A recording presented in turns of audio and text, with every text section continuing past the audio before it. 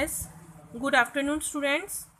आज हम क्लास 8 का जो चैप्टर 7 है अलजेब्रिक आइडेंटिटीज़ वो कर रही हैं। वर्कशीट 4 में बेटा जो फॉर्मूला यूज़ होता है वो हमने यहाँ पे डिस्कस करना है। वर्कशीट 4 में बेटा क्या है, ट्राइनोमियल एक्सप्रेशन है, उसका हम स्क्वायर कैसे सॉल्व करती हैं। तो ये फॉर्मूले में हमें बताया गया कि अगर इसका हम स्क्वायर करते हैं तो वो किसके इक्वल होता है, a square plus A plus B plus सी। ये हमें ट्राइनोमियल एक्सप्रेशन दी हुई है। ट्राइनोमियल मीन्स जिसमें थ्री, पहले हमने टू टर्म्स का स्क्वायर सीखा है लास्ट वर्कशीट्स में। अब हमने जो थ्री टर्म्स है उसका होल स्क्वायर कैसे सॉल्व करती हैं, उसके लिए फॉर्मूला है a square plus B square plus c square plus 2ab plus 2bc plus 2ca।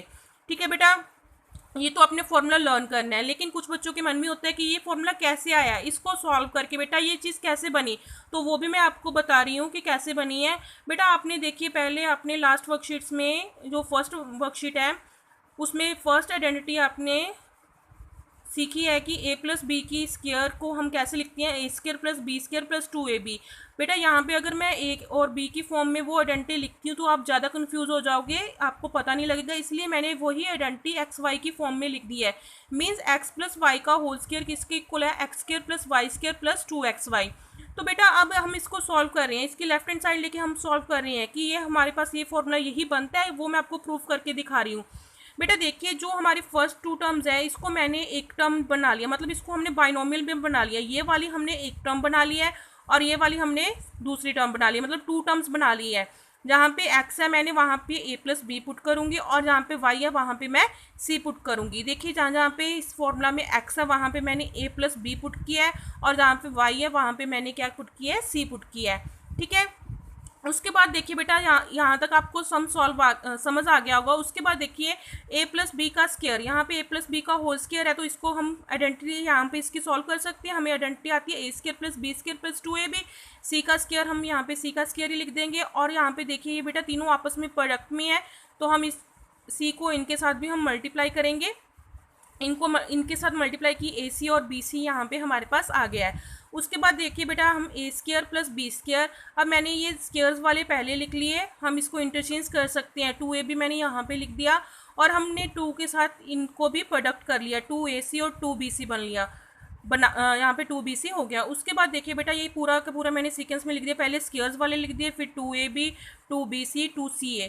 तो देखिए यही बेटा हमने सॉल्व करना था, यही हमारा आ गया। ठीक है, ये फॉर्मूला ड्राइव हो गया। उसके बाद देखिए बेटा जो वर्कशीट 4 का मैं टेंथ सम पहले सॉल्व कर रही हूँ।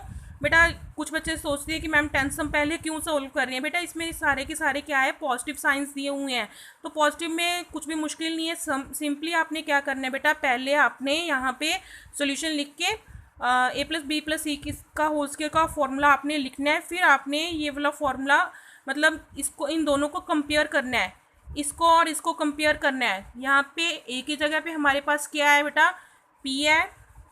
देखिए ए की जगह पे हमारे पास p है, b की जगह पे हमारे पास 5q है और c की जगह पे हमारे पास क्या है, 2 है।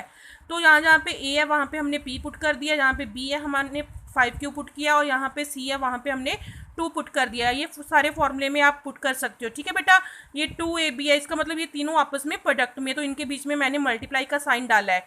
उसके बाद बेटा इसमें कुछ स्टूडेंट्स कन्फ्यूज़ होते हैं, उनकी कन्फ्यूज़न दूर करने के लिए मैं स्टेप बता रही हूँ कि जहाँ पे बेटा ब्रैकेट का भी रोल होता है, क्योंकि ब्रैकेट कुछ स्टूडेंट्स बिना सोचे समझे जहाँ पे मन के वहीं पे ब्रैकेट लगा देती हैं। बेटा p का स्क्वायर, p ब्रैकेट का मतलब क्या है, p का हमने स्क्वायर करना है। ठीक है, p को 2 टाइम्स प्रोडक्ट करना है। जब हमने p को 2 टाइम्स प्रोडक्ट कर लिया तो p स्क्वायर आ गया, तो अब यहाँ पे बेटा ब्रैकेट की ज़रूरत नहीं है, यहाँ पे हमने ब्रैकेट नहीं डालनी है। जैसे यहाँ पे 5q का होल स्क्वायर, 5q के ब्रैकेट डाल के फिर स्क्वायर डाला हो, इसका मतलब क्या है बेटा, 5 का भी स्क्वायर है और q का भी स्क्वायर करना है, हमने दोनों का स्क्वायर करना है। अगर यहाँ पे बेटा ब्रैकेट ना डाली होती, मान लो किसी जगह पे और यहाँ पे स्क्वायर होता तो इसका मतलब होता सिर्फ q का स्क्वायर है, 5 का स्क्वायर नहीं है। तो हमने यहाँ पे इसका क्या करना है, इसको 2 टाइम्स, यहाँ पे स्टूडेंट्स बहुत मिस्टेक करते हैं कि इसको 2 के साथ मल्टीप्लाई कर देते हैं। बेटा बार बार मैं बता रही हूँ, यहाँ पे आपने 2 के साथ मल्टीप्लाई नहीं करना है, आपने 2 टाइम्स करना है। मीन्स 5q को 5q के साथ प्रोडक्ट करना है। तो बेटा हमने जब प्रोडक्ट कर ही दिया तो ये ब्रैकेट हमने सॉल्व कर दिया मीन्स, तो यहाँ पे हमने ब्रैकेट नहीं लगानी, इस बात का जरूर ध्यान रखना। 2 का स्क्वायर 4, इनकी प्रोडक्ट के 10pq और इनकी प्रोडक्ट करके हमारे पास बेटा आया है 20q और इसको प्रोडक्ट करके हमारे पास आ गया 4p। इसके बाद बेटा हम फर्स्ट सम सॉल्व कर रहे हैं x minus 2y plus 3z का होल स्क्वायर। तो पहले हमने यहाँ पे ऐसे ही फॉर्मूला लिख दिया।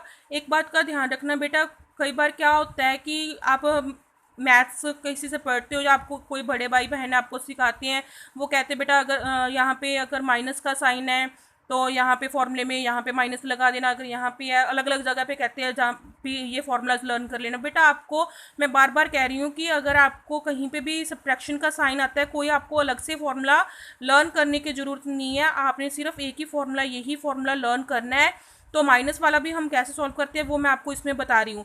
तो अगर हम इसको कंपेयर करेंगे, इन दोनों को कंपेयर करेंगे तो हमारे पास ए की जगह पे हमारे पास क्या है बेटा x है।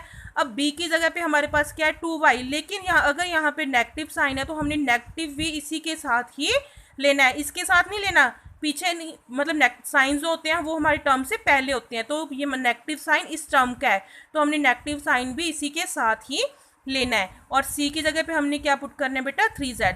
तो हमने ये इसी फॉर्मूले में हमने पुट कर दिया, ए की जगह पे हमने x पुट किया है, बी की जगह पे हमने माइनस 2y पुट किया और सी की जगह पे हमने 3z पुट किया है।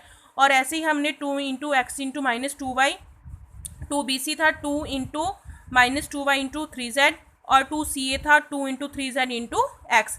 अब देखिए बेटा इसको सॉल्व किया, x को 2 टाइम्स प्रोडक्ट किया तो यहाँ पे आ गया x square minus 2y into minus 2y 4y square, 3z का square means 3z into 3z 9z square. इनको प्रोडक्ट करके हमारे पास आया माइनस 4xy। और यहाँ पे देखिए सिर्फ यहीं पे नेगेटिव साइन है और कहीं पे नेगेटिव साइन नहीं है, तो यहाँ पे भी हमारे पास नेगेटिव साइन ही आएगा आंसर में। और 2 2 या 4 4 3 या 12 12yz आएगा और यहाँ पे नेगेटिव साइन कहीं पे भी नहीं है, तो यहाँ पे बेटा हमारे पास पॉजिटिव साइन आएगा। और इनकी प्रोडक्ट करेंगे, यहाँ पे x के पास कुछ भी नहीं है, मतलब x का कॉफिशिएंट यहाँ पे लिखा नहीं है, इट मीन्स यहाँ पे क्या है 1 है, 2 3 या 6, 6 इंटू 1 6xz आएगा बेटा। ठीक है, अगर आप ये दोनों सम्स और ये फॉर्मूला, बेटा बार बार कह रही हूँ, ये समझा रही हूँ, ये फॉर्मूला और ये दोनों सम्स आप ध्यान से समझ लो तो आपको वर्कशीट 4 में कोई भी प्रॉब्लम नहीं आएगी। ओके बेटा, थैंक यू।